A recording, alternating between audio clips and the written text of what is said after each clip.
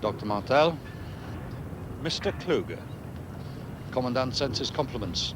He thought you might care to call on him before you go home. Why? Cattle truck from Paris? Not quite the blue train, is it?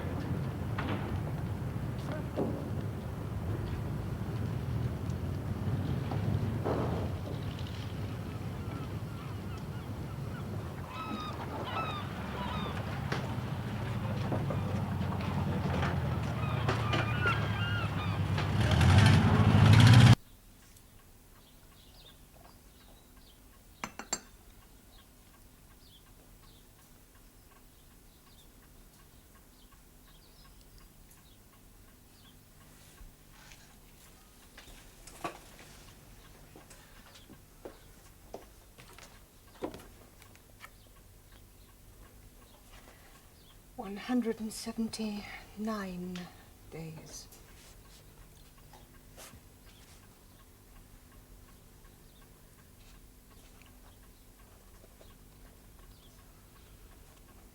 Oh, Philip.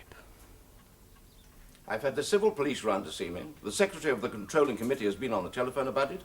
And the girl's father says he's writing to the papers. Well, we can stop that. Oh, I know we can stop that. It's embarrassing and humiliating that we should have to do so. On the moral level, the Gestapo have made a mockery of our claim to scrupulous government.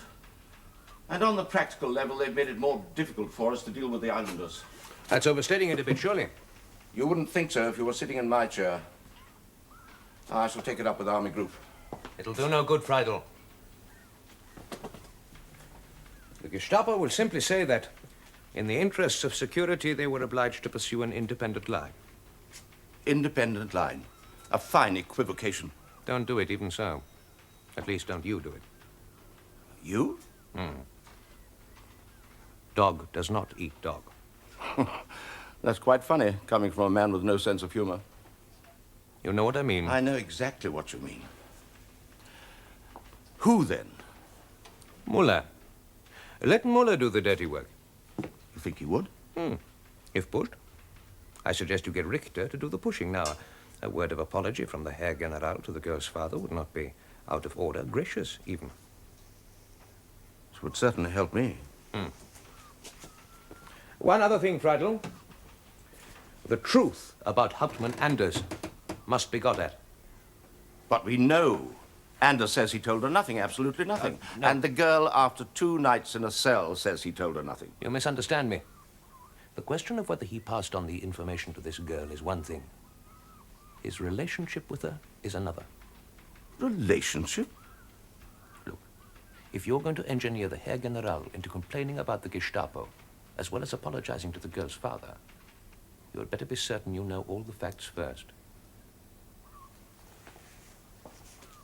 All the facts, Mayo.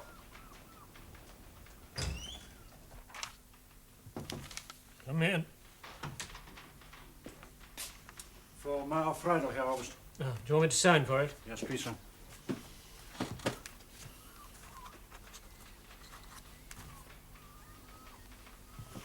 Hauptmann Anders, our staff. When did Major Friedel ask for this? Late yesterday, Herr Oberst. I see. All right. Thank you. I'll see you get it. Sir?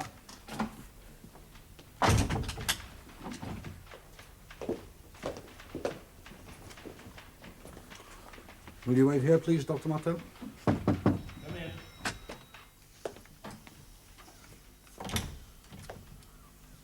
Is here, Herr Oberst? What? Dr. Martel, the morning boat from Saint-Malo. Yes, of course. Show him in. Oh, Otto. Sir. How does he seem? As they all seem when they first come out. But it will pass. Why? What is it? unreality, detachment, pallor of the spirit. And also, he stinks. Right, Truman. Dr. Martel.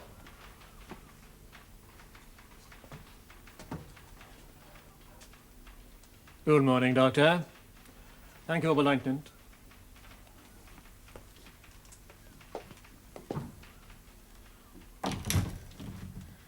Morning, Major. Please. Won't you sit down? Why am I here? Will you have some coffee with me? No. You don't mind if I do? You expect me to say yes? No, but if it's to be an issue, we'll leave it. Please, Doctor, do sit down. I want to go home. You'll be taken there presently.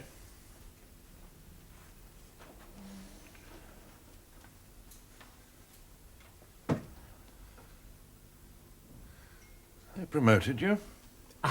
Yes, Oberst, Colonel. Congratulations. Thank you. Why on earth should you think I should want to see you before I went home? Your wife does not know you're coming. I didn't know myself until last night. I have known for a week. So? I thought that a man who had been away for, how long is it? 179 days. I thought that a bath might not be unwelcome.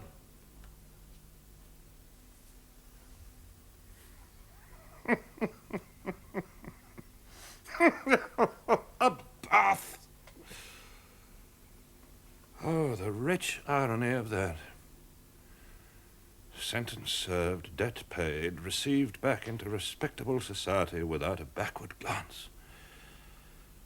6 months of hell sluiced down the plug hole with the soapy water. Tell me, Major, Colonel, Sir, you have some bath salts, too, to help rid me of my pungent bacteria? Will what I have seen and heard and felt be flushed away, too? Tell me, will it? Sorry. Are you all right? Are you ill? I will have some coffee. I'm not ill. It will take some getting used to. Being back. Yes. Will you have milk? No. Sugar? Yes.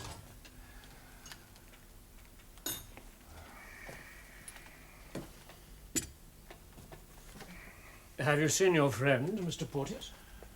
Oh, yes, several times. When emptying our sanitary buckets. The first time, I said, "Hello, Peter, how are you?" So they stopped our soup for 3 days. As there wasn't much else, one didn't incur the risk again very lightly. But he survived. What else can one do? Some don't, mind you.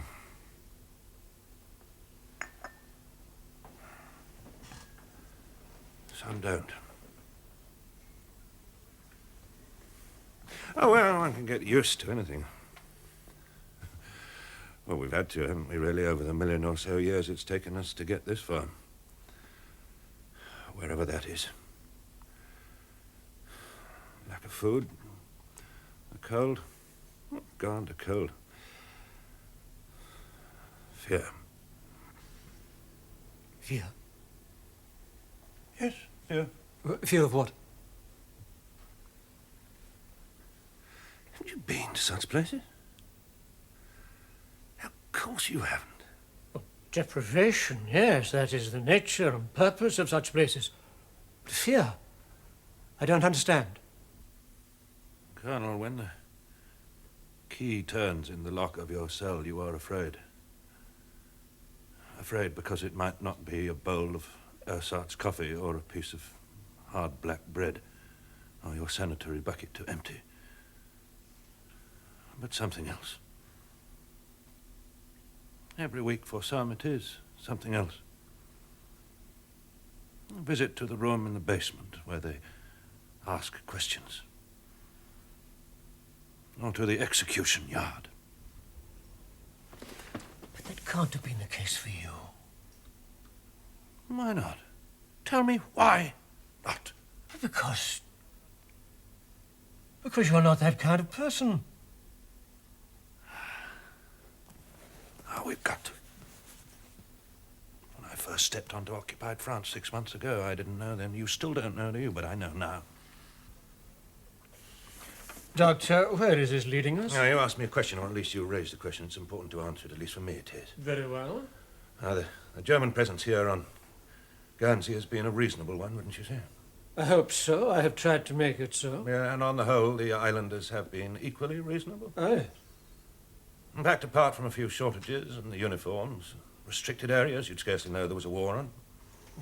Scarcely. No, we don't much like your being here, but by and large, you've been fair, even civilized. There is a mutual, if grudging, respect. Would you agree? Yes. Well, you're an academic, aren't you? In peacetime, you lived in England. In Cambridge, yes? Trumpington Street, yes. You've told my wife. That's right. Perhaps you like the English. Is that what you meant? When you said for me the beatings, the shooting, the tortures would not apply.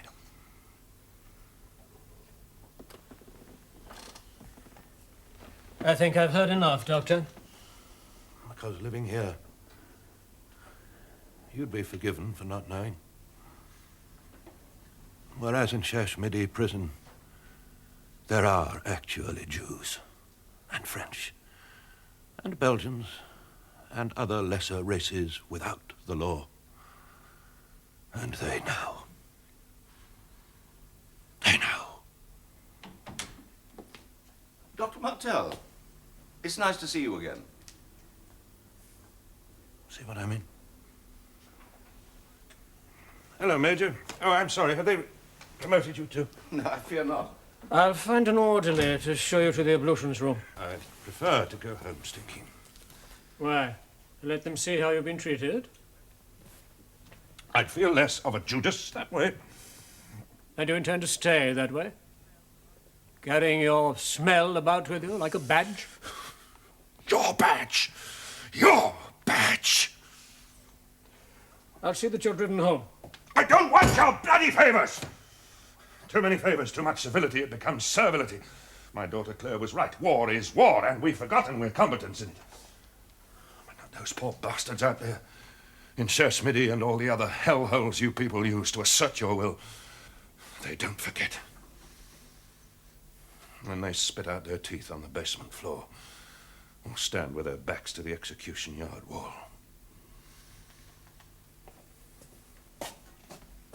War is war, Colonel. It should not masquerade as something else. Doctor, man makes the best of his circumstances. To do otherwise is perverse. It's capricious. It's unreasonable. You spoke just now of your daughter. I have something to say concerning her, but first let me tell you of something that she said to me on that very day that you were last in this place, 179 days ago.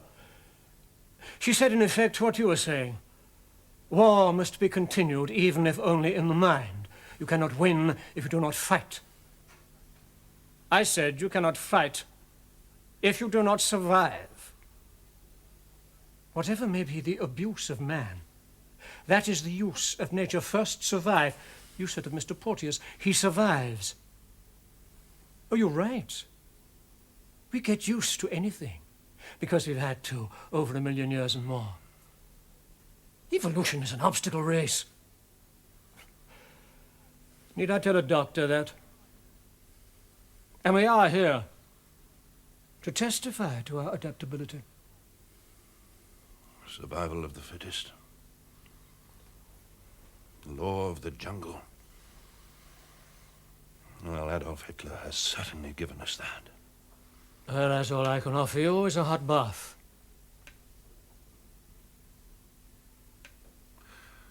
With bath salts. I think not. You would not be betraying anything or anybody. Very well. I accept.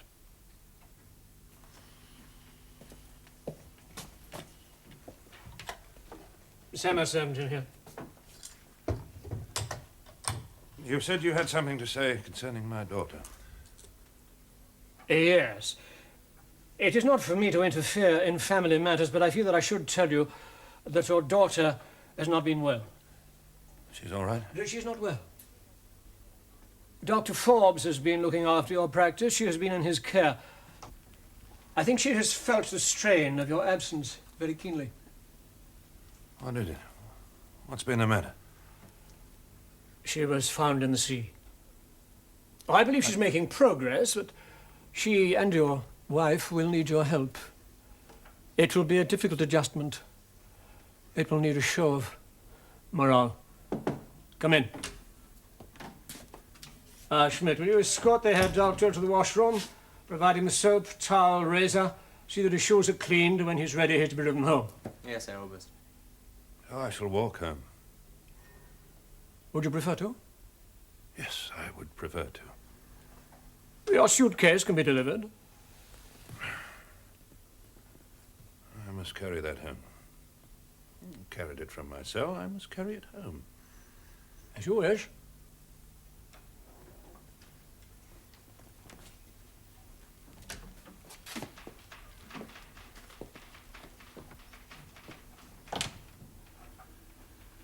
The adjustment will not be easy for him. No. I would not expect it to be. Oh, this came for you, Hauptmann Anders. Oh, yes. I need to talk to you about that.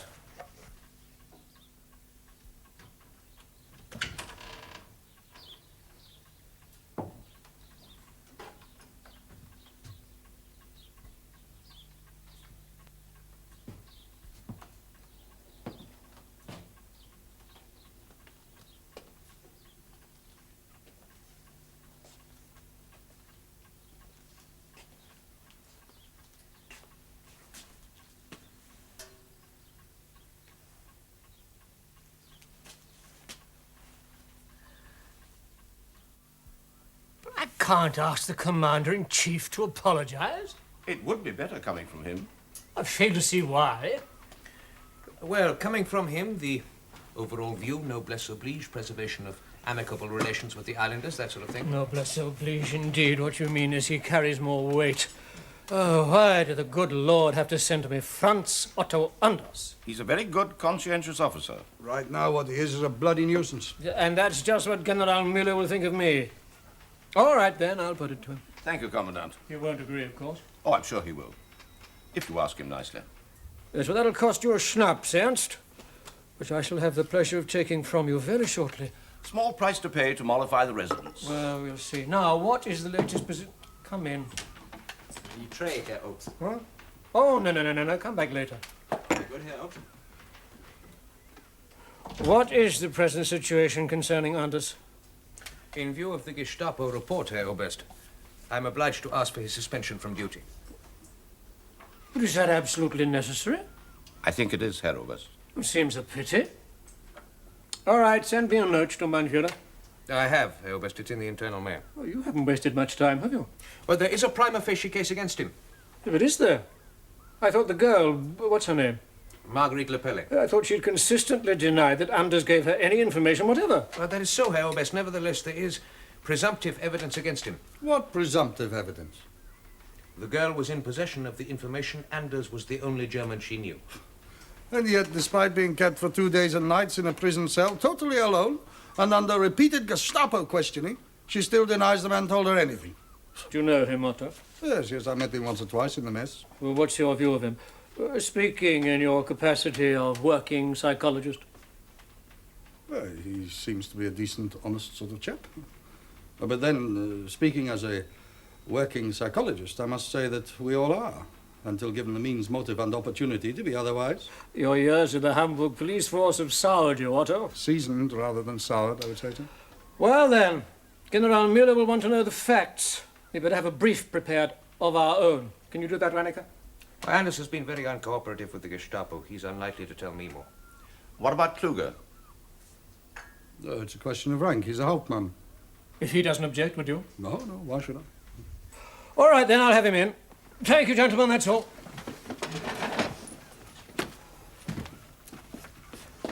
Oh, Otto. Sir. You'll need his papers. Ah, yes, yes. He won't object.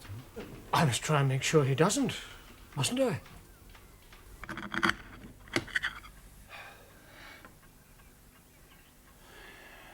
You know, this is without doubt one of the single most happy days of my life. Oh, Philip. I mean, it's quite nice seeing you again, old girl. But a poached egg? What Lucullan delight! 12 and 6 it ought to be. And we've got something special for dinner tonight. Something special for dinner. Oh, what magical words. Well, not that special. You know, this is good. Yes, I know.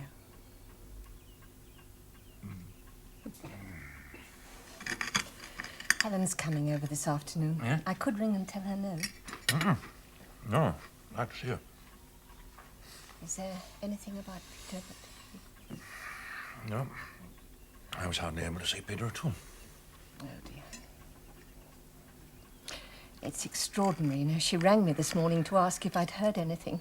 Not a word, I said, little supposing.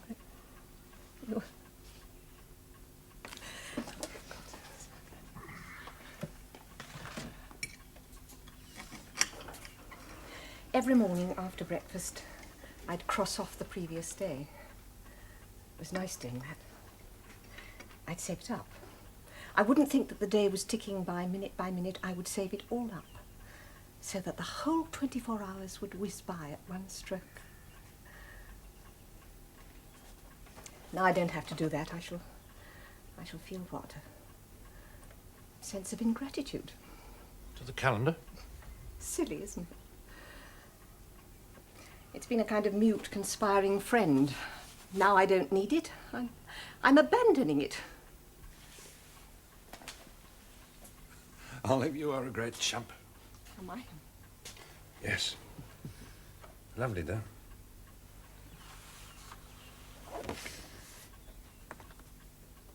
It's not really the 24th today, is it? No. No, but it is Wednesday. Calendar's 2 years out of date. Oh, thank God for that. You had me worried. Why? Well, I'd scratched my calendar on the window recess, so the guard wouldn't see it. And I had worked it out to be Wednesday the 22nd, so when I saw the 24th, I thought I had lost 2 days. But surely you would know the number of days by when it was dark and when it was night. I didn't always notice.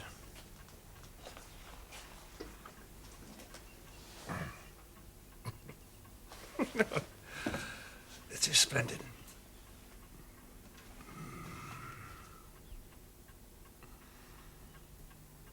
Now,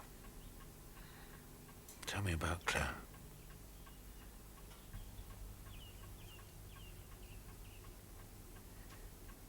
Well, she...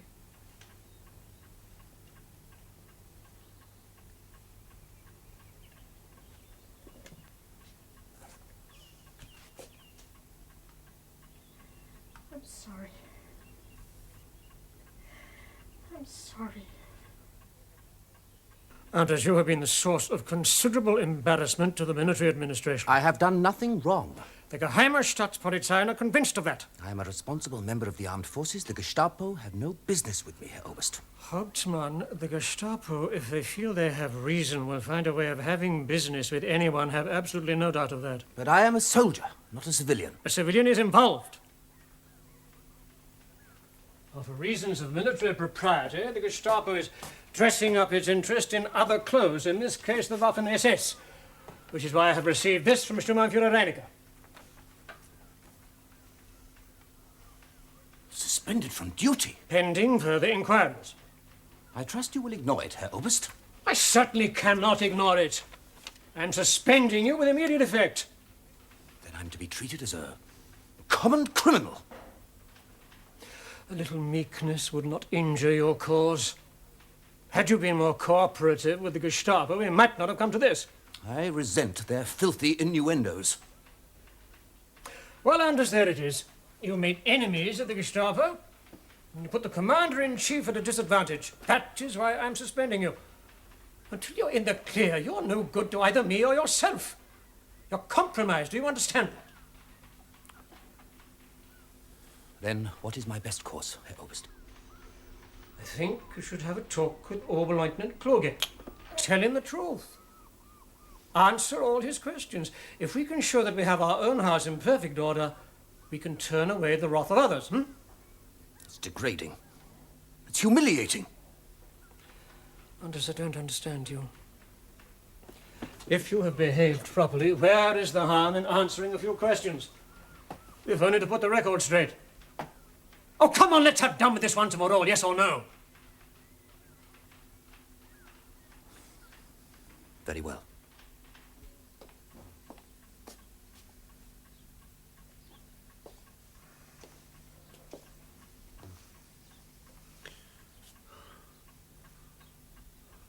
Dreaming? Yes. Nice one, I hope. Well, whatever it is, it's gone now. It was nothing to do with Sheshmidi or anything like that. Good. What time did you say Helen was going to be here? Oh, mid-afternoon, I expect. Well, I should be back by then. Isn't there anything I could, some apples or something like that? No, they won't keep over winter. What about some spring flowers? Philip, she won't. No. Let me.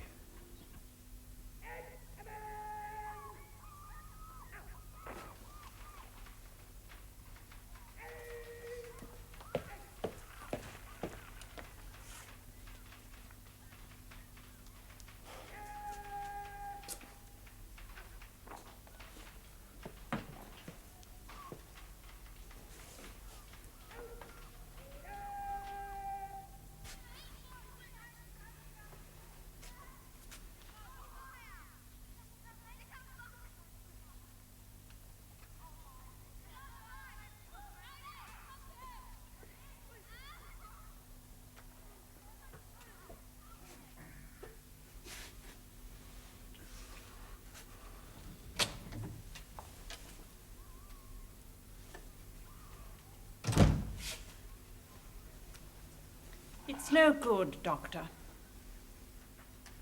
That cannot be. I'm sorry. But I mean, she is my daughter.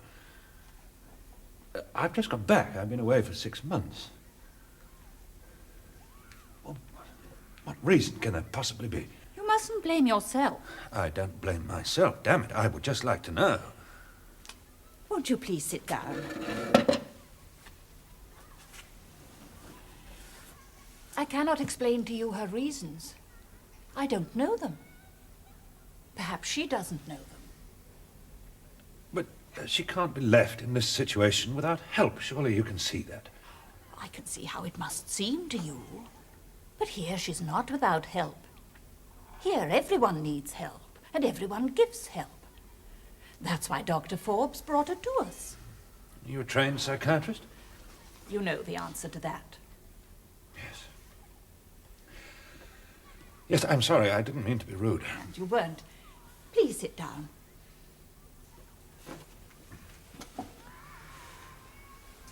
Claire needs to feel needed. Here we can give her much to do for others. Saved by good works, eh, Mother? Saved by grace.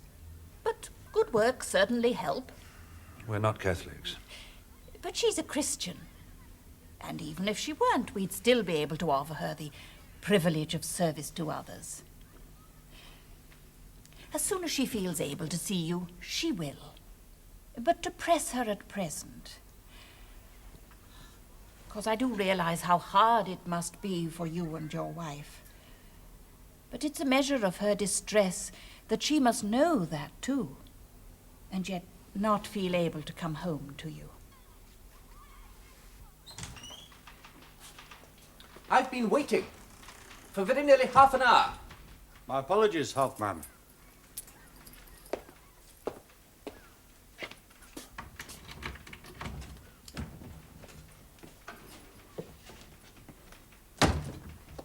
Please, sit down.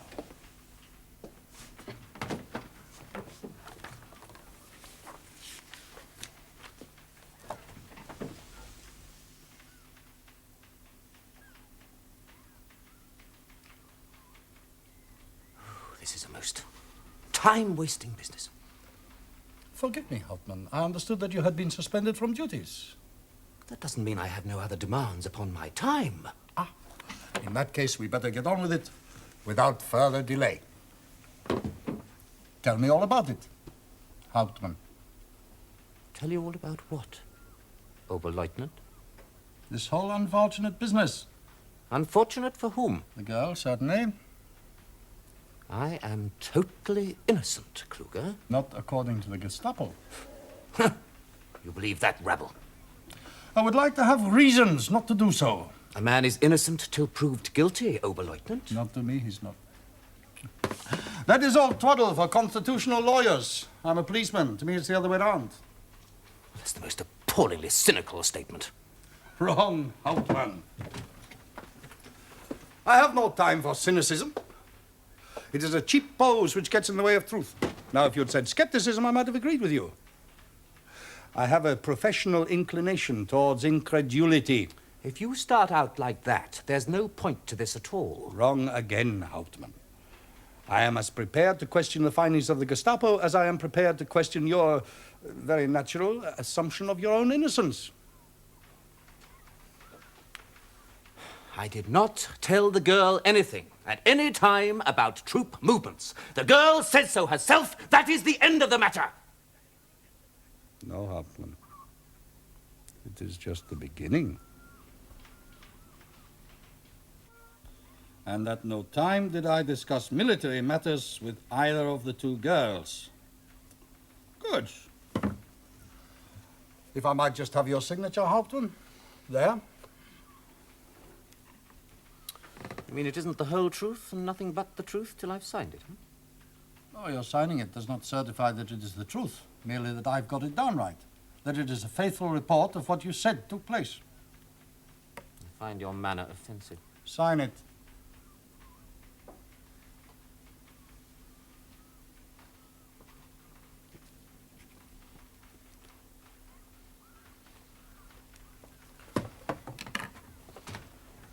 I presume it is now in order for me to leave, Oberleutnant? It is not in order for you to leave. I will tell you when you may go.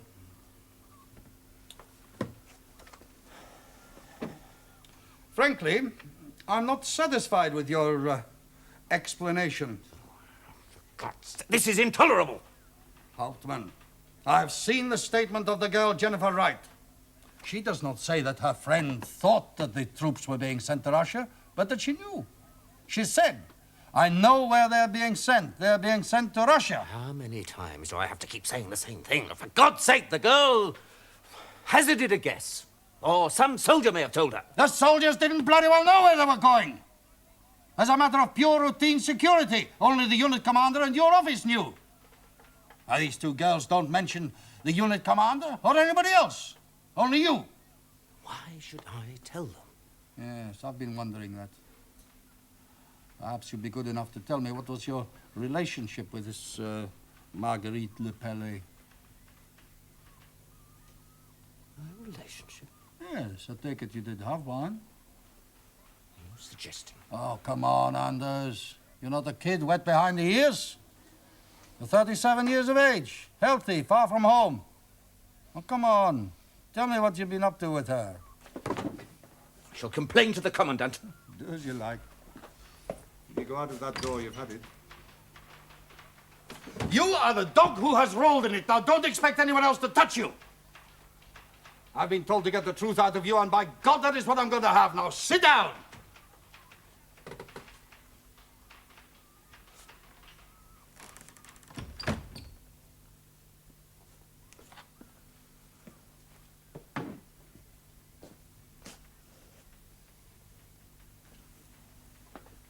That's better.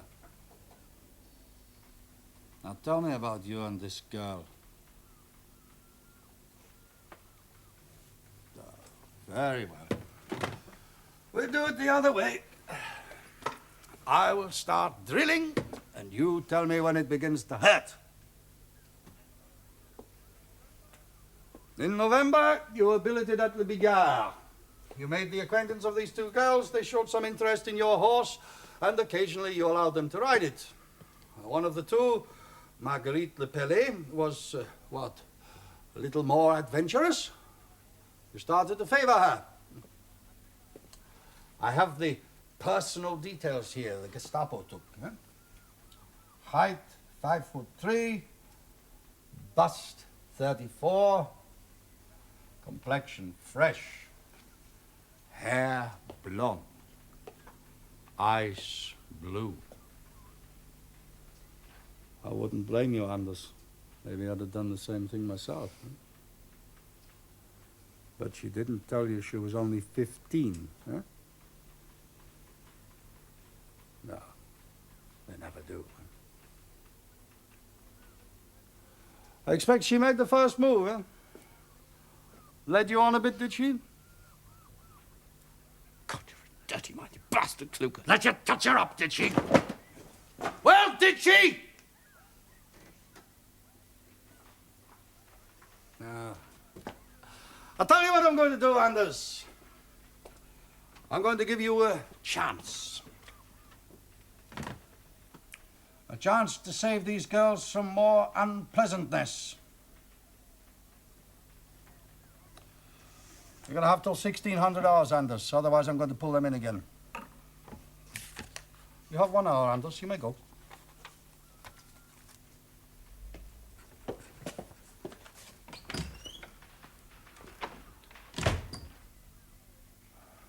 Sorry to keep you, Richter. One or two problems with divisional staff. Really, sir? Now, what's this problem that's worrying Cridle?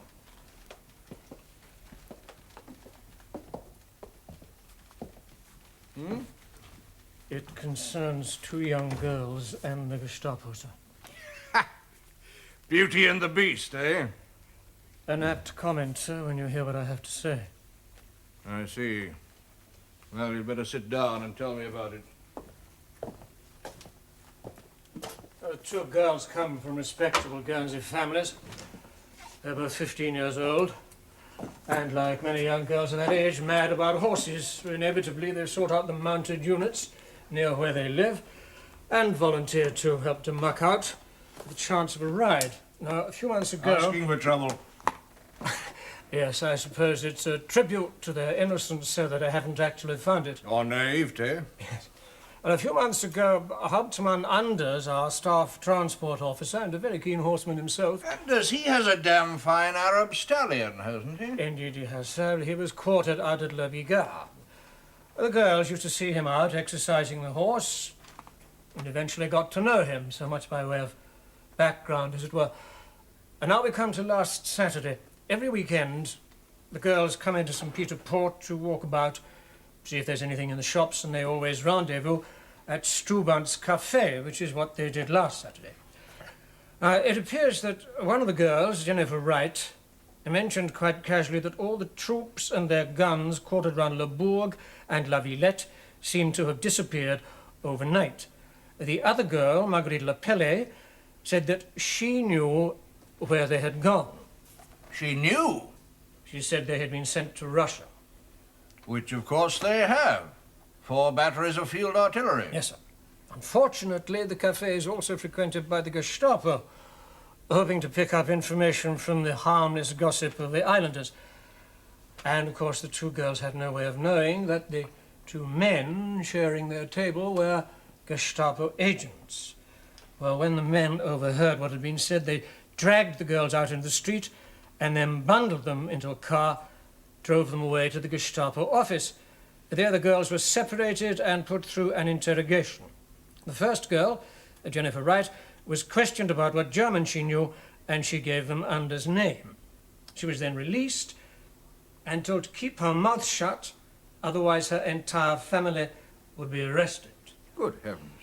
The other girl, Marguerite Le Pellet, told the Gestapo that what she had said was nothing more than a wild guess designed to impress her friend. When confronted with Anders' name, she simply denied that he'd ever said anything to her at any time other than to chat about his horse. And she has stuck to that story despite being locked up the entire weekend and terrified out of her wits by being hauled out at all hours and accused of being a liar. They really are damnable people. And naturally, the girl's father alerted the civil police. They got in touch with the Felt Commandant as a matter of course, but Major Friedel was unable to help them. After all, he knew nothing of any of this. Hence his considerable embarrassment when he learned at the beginning of the week, and from the civil police themselves, that the girl had all the time been in German hands. My God, that is an appalling story. Yes, I was sure that you would think so, sir. Quite apart from the inhumanity, it makes us look so bloody silly. Yes. Unfortunately, the girl's parents have been pressing the civil administration to make a big issue of the whole thing, and Major Friedel, who has to deal with the civil administration every day, feels that it may undermine good relations unless something is offered by way of an apology. Well, let the Gestapo do it. They refuse to, sir. Why? They say they were right to do what they did. I see. That's a fine position to be in, isn't it? I'm damned if I see why I should pull other people's chestnuts out of the fire just because of some moron in the Gestapo. Is that what this gold braid is for? I understand exactly how you feel, sir. The only reason I bother you with it is... Yes, I'm not stupid. I can see the politics of it as well as the next man. They won't.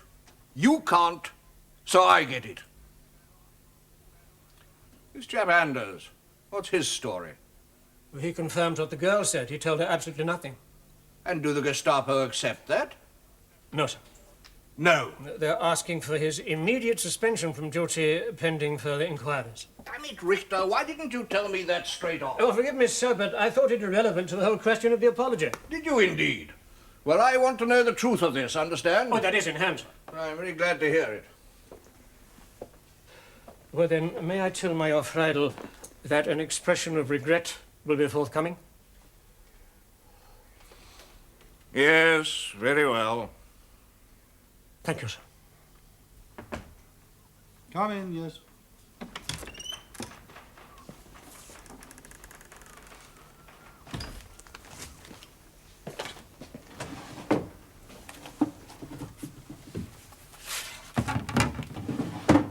We're 10 minutes early, Hauptmann. Please, sit down. I prefer to stand. As you please. I will tell you the truth. I will be very pleased to hear it. Yes, I did. Tell her.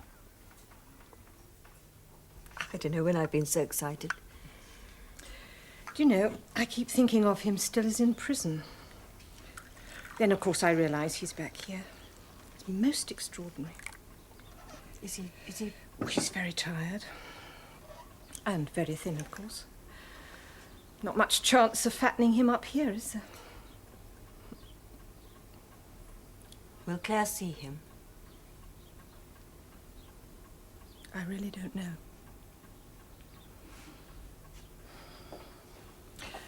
I'm not sure it would be a good idea if she did.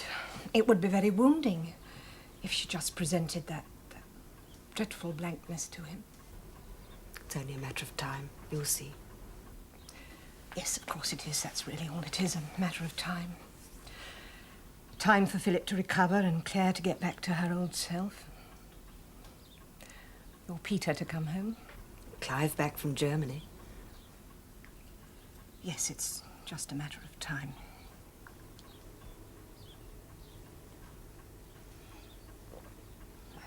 It's been a long time, hasn't it? Since our world turned upside down that last Sunday in June. Goodness, it's nearly 2 years, isn't it?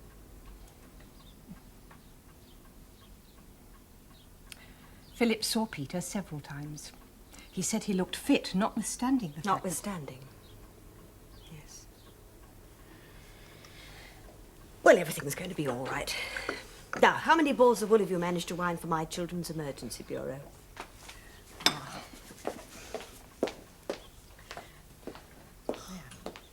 Olive, you've done wonders. Haven't I? Philip. Helen. Hello. Sorry I wasn't here to greet you. I should go away more often. How have you been? Well, the thought of seeing you and Peter again has buoyed me up. Yes, he's jolly fit. Sends his love. Can't wait to see you again. Did you manage to see him often? Well, yeah, he's written to you, hasn't he? Yes, one letter in December. Won't be long now. No, it won't be long. It's good to see you. Very, very good to see you. Some tea, then. Right, Joe, I'm tired. I'll walk back. Oh, that's welcome, thanks. Ah, Mother Superior. I suppose she's a good woman. Of course she is. Are you saying, Otto, that after all this you don't believe his confession? Yes, Sir August. I'm convinced that until the confession he was telling the truth. Then how did the girl get the information? Just as she said. A lucky guess. It's not so extraordinary. The Gestapo think that it is. Well, I do not. Oh, so you reject his confession as false? Yes, Sir August. I think he made the admission in order to save the girls, and especially this Marguerite Le Pellet, from further interrogation. It's a remarkably generous thing to do, considering he was throwing his career away. Well, perhaps there was something that he felt guilty about after all. Well, I speak as a working psychologist. It wasn't Peter's fault, Helen, any more than it was Claire's. They were both doing what they thought was right. Oh, admittedly, I was an unknowing part of the plan. But I no longer regard it as deceit on their part that they didn't tell me. If they had, I wouldn't have been carrying the photograph of that German destroyer. It proves they were right not to tell me. Well, the plan miscarried, that's all. And we've all been punished for it. Not because they did wrong, but because it went wrong. They did what they thought was right. That's what's important. Doing what you think's right. You know, in all those hours I spent on my own in that place, one of the things I tried to do was to remember all the poetry I'd ever read. Of course, the one that kept coming back to me was Richard Lovelace's. Stone walls do not a prison make, nor iron bars a cage. The trouble was I can never remember what came next. Angels alone. Exactly. It came to me one day when I wasn't thinking about anything in particular. Angels alone that soar above enjoy such liberty. So I sat and thought about that. Wondered what it meant. The nearest I could get was that if we do our best to do what we think is right, then maybe we can fly there too.